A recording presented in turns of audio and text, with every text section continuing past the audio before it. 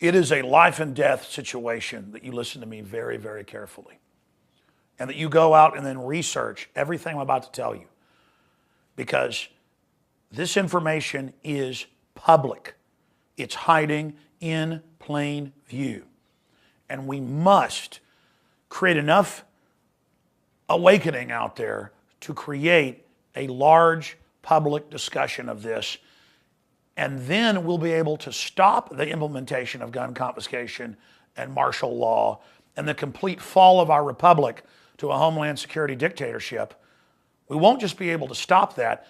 This could blow up in their face, and we could actually reverse decades of globalist infiltration of our nation.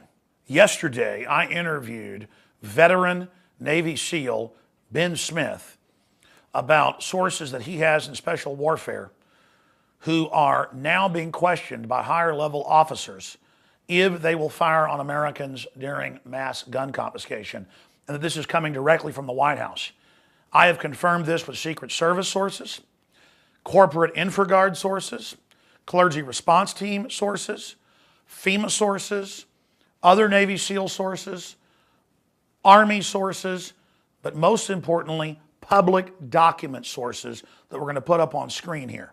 And go to these articles from Reuters and Forbes and InfoWars and follow the links to the official Army manuals.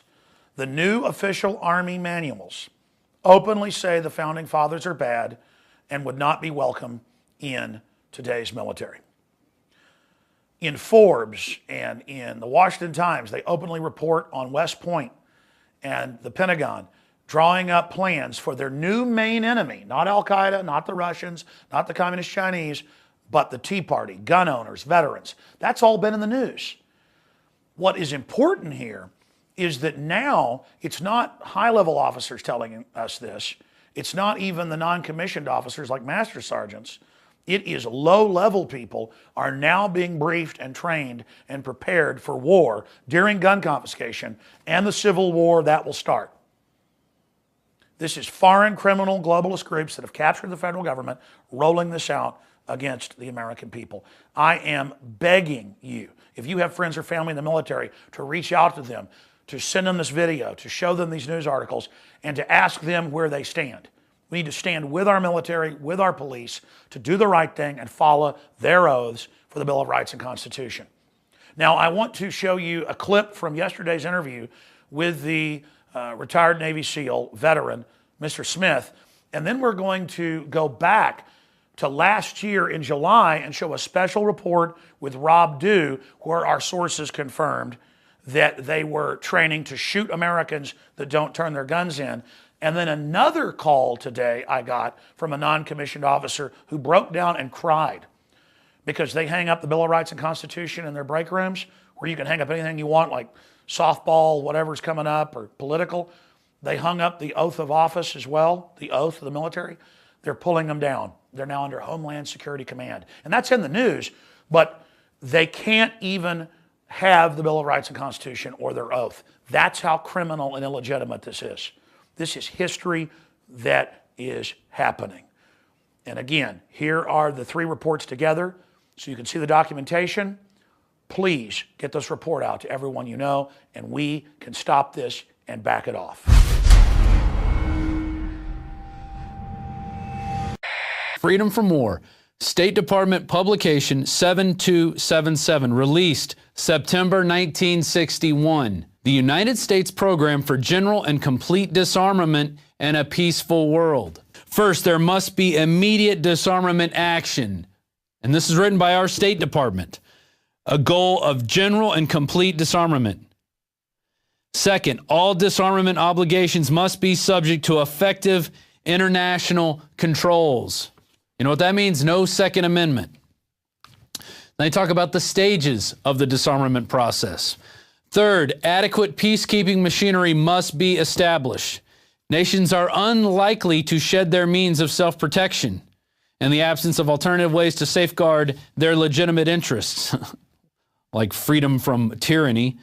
This can only be achieved through progressive strengthening of international institutions under the United Nations and by creating a United Nations Peace Force to enforce the peace as the disarmament process proceeds. You guys, you better get serious.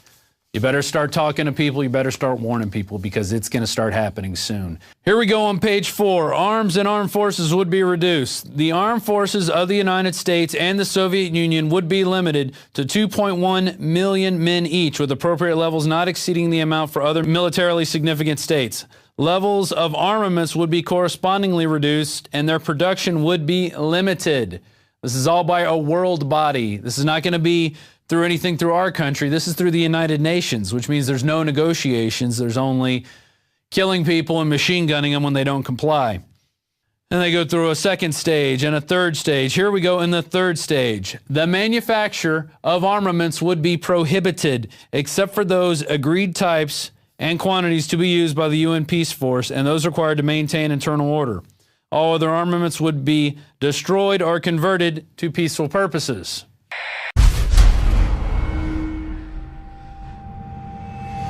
I saw Homeland Security, when it was first being funded in 2002, on C-SPAN, Governor Ridge, say that you'll have to go to TSA to get a job. TSA will be on the streets. They'll be the national police force. That's why I knew 12 years ago or 11 years ago this was coming. Now it's all public. I'm telling you now, this is the takeover. And it's not my opinion. It's all there hiding in plain view. But the general public doesn't understand military affairs. The military does, and that's why they're our best hope, because they are patriotic men and women on average, and they are really concerned. And they need you to get concerned and learn about what's happening. Exposing this and causing a major debate about it can reverse it.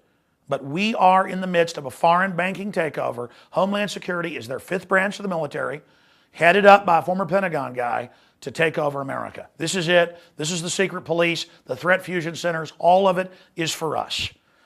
Now, we can save America, but history is happening right now. We can stand against this. I'm not trying to scare you. You should be scared of not taking action and speaking out. You should be scared of letting this happen. The danger is in not standing against it. If you care about your family or are concerned, you better preserve this republic. It's the shield protecting us. Once it's gone, we're another third world dictatorship.